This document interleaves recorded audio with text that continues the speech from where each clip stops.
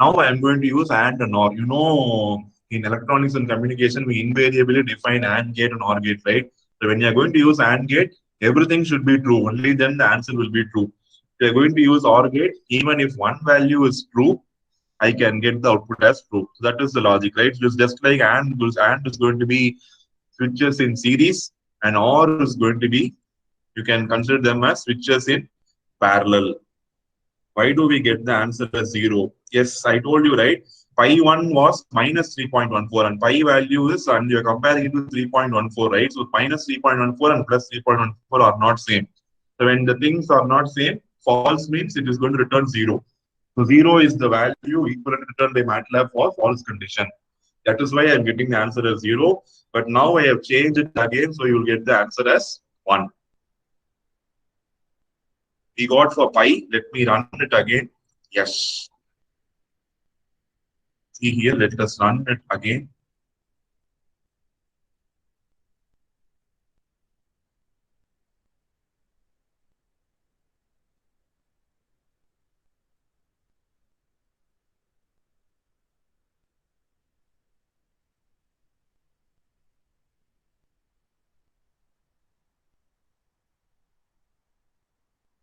I make any mistake?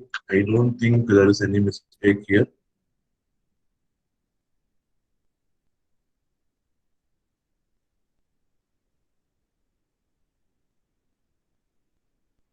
We change the variable and see.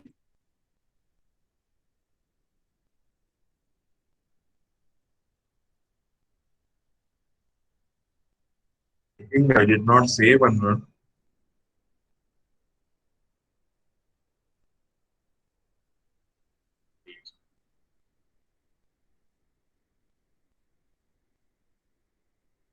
Let us run this section now.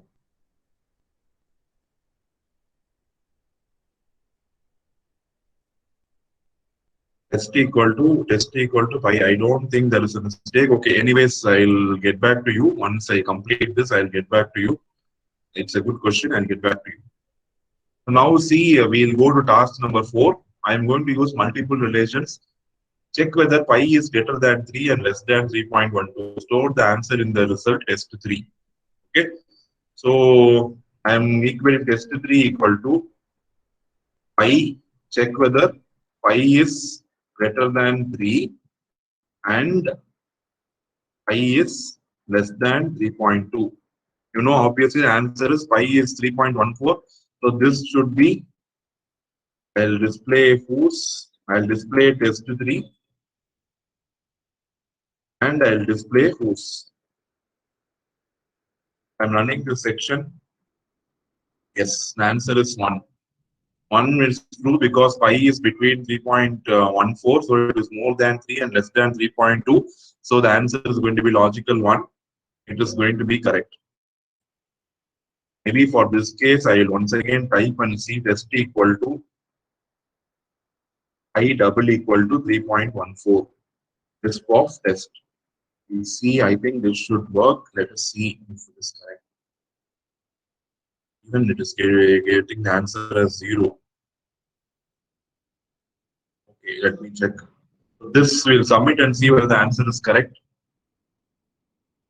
Yes, so does the variable test3 exist? Yes, we have test3 in our workspace.